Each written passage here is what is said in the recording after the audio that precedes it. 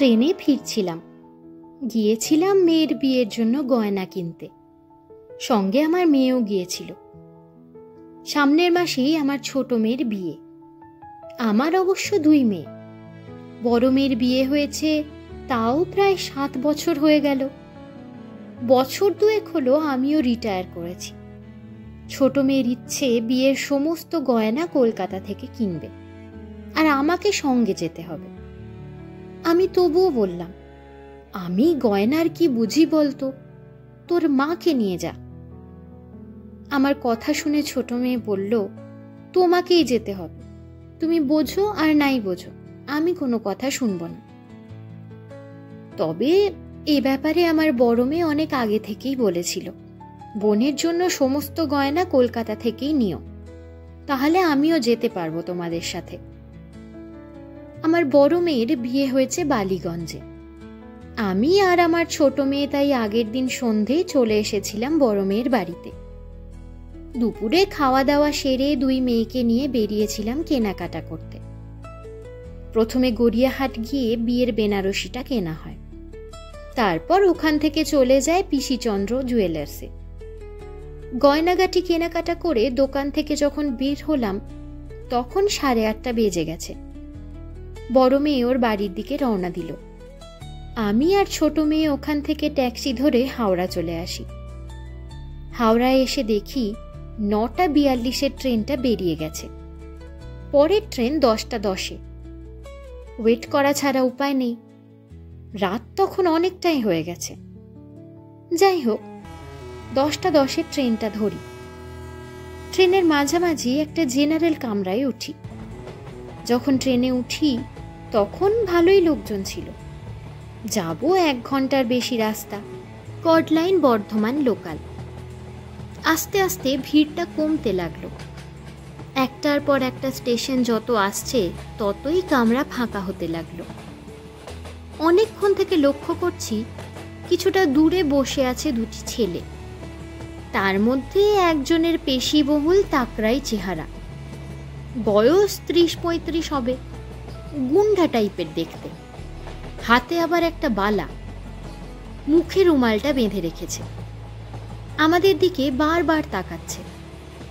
এই তাকানোটা আমার ঠিক ভালো ঠেকছিল না।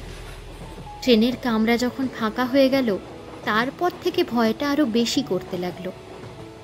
ওদের তাকানো দেখে আমার কেমন যেন সন্দেহ হতে লাগলো। গয়নার ব্যাগটা আমি কোলের ওপর রেখে চেপে ধরে বসে আছি।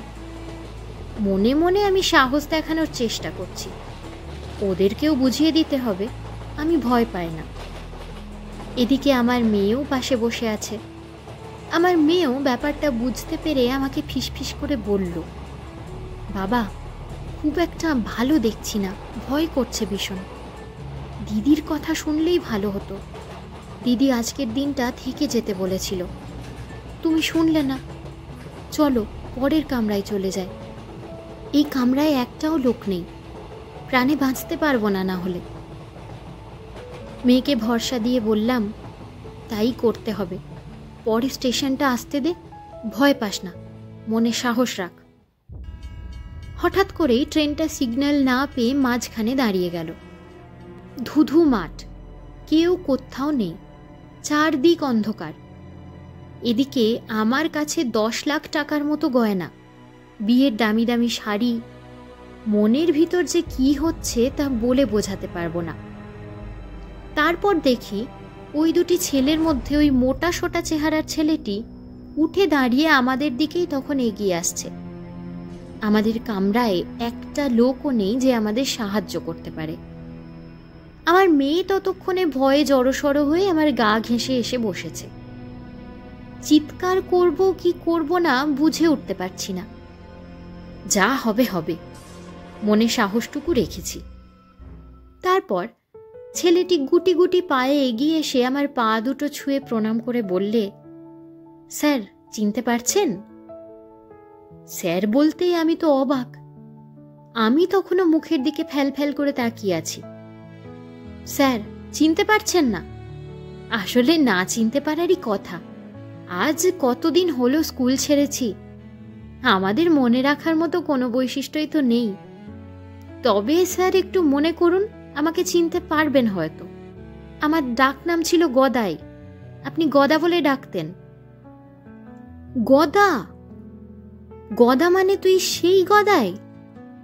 দেখেছ কি কাণ্ড, একদম চিনতে পারিনি। আমি স্যার আপনাকে দেখেই চিনতে পেরেছি, তখন অনেক লোকজন ছিল বলে কাছে আসতে পারিনি। আপনাকে কি করে ভুলি স্যার। স্যার মনে আছে আমি একটা খুব খারাপ কাজ করেছিলাম। দিনুর ব্যাগ থেকে একদিন 10 টাকা চুরি করেছিলাম। আমি চুরি করেছি এটা জেনেও সবার সামনে আপনি আমার নামটা বলে দেননি। পরে আমাকে আলাদা করে ডেকে বুঝিয়ে দিয়েছিলেন যে আমি ওই কাজটা ঠিক করিনি। আমাকে শুধরে দিয়েছিলেন। আপনি সৎ হতে শিখিয়েছিলেন, মানুষ হতে বলেছিলেন। পড়াশোনায় ভালো ছিলাম না, তাই লেখাপড়া বেশি দূর এগোয়নি, কিন্তু সেদিন আপনার সেই শিক্ষা ভুলিনি।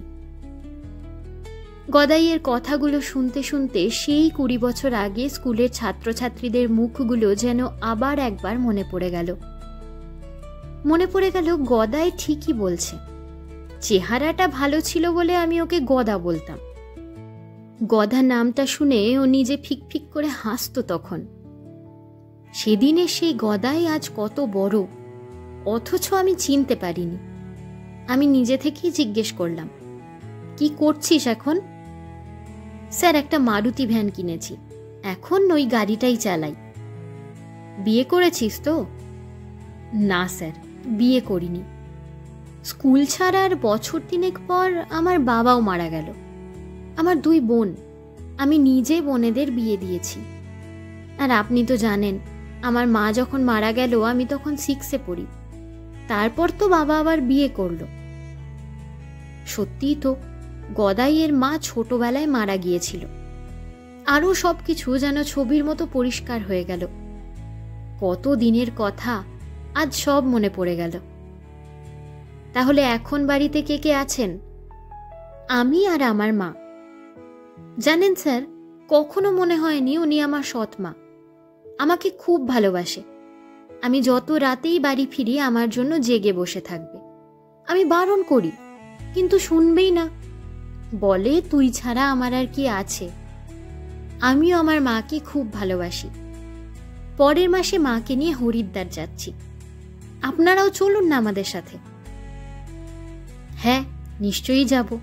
আমার ছাত্র যখন বলেছে তখন তো যেতেই হবে। দূর থেকে মানুষকে দেখে অনেক কিছু ভুলভাল চিন্তা করে ফেলি। তারপর ভাবনাগুলো এলোমেলো হয়ে যায়। গদাই 1st, 2nd, 3rd কখনো হতে পারেনি। 1 থেকে 10-এর মধ্যেও আসতে পারেনি। তার দায়িত্ববোধ, কর্তব্যবোধ, শ্রদ্ধা, সম্মান, মায়ের প্রতি ভালোবাসায় প্রথম সারির অনেক ছেলেকেই ফেলে সে পিছনে ফেলে এগিয়ে এসছে। সব শিক্ষা কি বইয়ের পাতায় থাকে? জীবনের পাতায় অনেক শিক্ষা লুকিয়ে থাকে। কথাগুলো মনে মনে ভাবতে থাকি। এদিকে স্টেশন চলে আসতে দেখে গদাই বলল, স্যার নামবেন তো? সম্বিত ফিরল গদাইয়ের কথায়। এক্ষুনি চলে এলাম। তোর সাথে কথা বলতে বলতে বুঝতেই পারিনি সময় কিভাবে কেটে গেল। স্যার, ভারী ব্যাগটা আমার হাতে দিন, আমি নিচ্ছি ওটা। ট্রেন থেকে নামি। বাড়ি 8-10 মিনিটের হাঁটা পথ, তো হেঁটেই চলে যাব আমরা। গদাই বলল, স্যার 2 মিনিট দাঁড়ান, স্টেশনের কাছেই আমার গাড়ি রাখা আছে, আমি বাড়ি পৌঁছে দেব আপনাদের। না না, হেঁটেই চলে যাব। না স্যার, আমার গাড়ি থাকতে হাঁটবেন কেন? ভয় ভীতি দূরে সরে গিয়ে মনের ভিতর এক অন্যরকম আনন্দ হচ্ছে তখন। তারপর গদাই বাড়ি পর্যন্ত আমাদের পৌঁছে দিল। বাড়িতে ভিতরে আসতে বলতে গদাই বলল, স্যার বাড়ি তো দেখে গেলাম, পরে আসবো একদিন।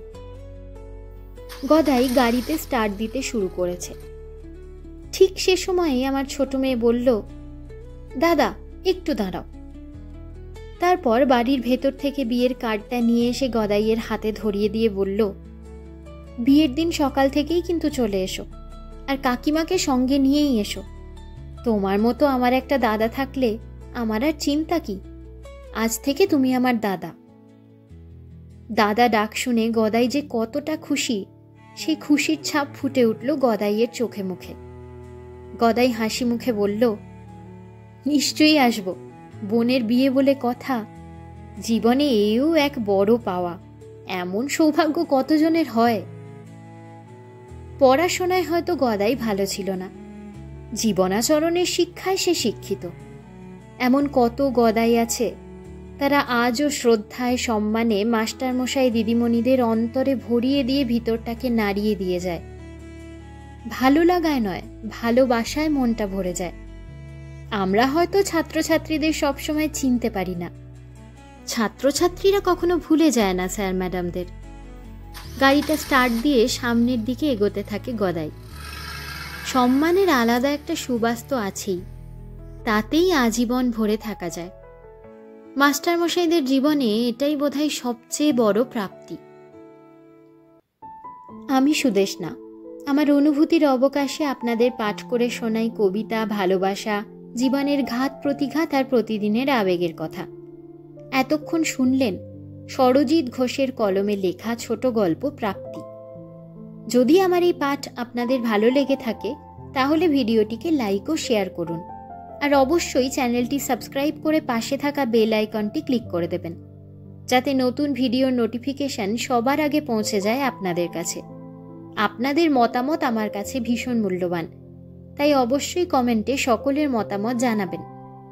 আমার আরও একটি ইউটিউব চ্যানেল আছে, যার নাম সাহিত্য সংলাপ। সেখানে আমি বাংলার বড় বড় লেখক লেখিকাদের গল্প ও উপন্যাস পাঠ করে শুনিয়ে থাকি। যদি আপনারা গল্প ও উপন্যাস শুনতে ভালোবাসেন তাহলে চ্যানেলটিকে ঘুরে দেখতে পারেন। ভালো লাগলে ভিডিওগুলি লাইক ও শেয়ার করবেন, চ্যানেলটিকে সাবস্ক্রাইব করে পাশে থাকবেন, আর অবশ্যই সেখানেও নিজেদের মতামত জানাতে ভুলবেন না। ভালো থাকবেন, সুস্থ থাকবেন। ধন্যবাদ।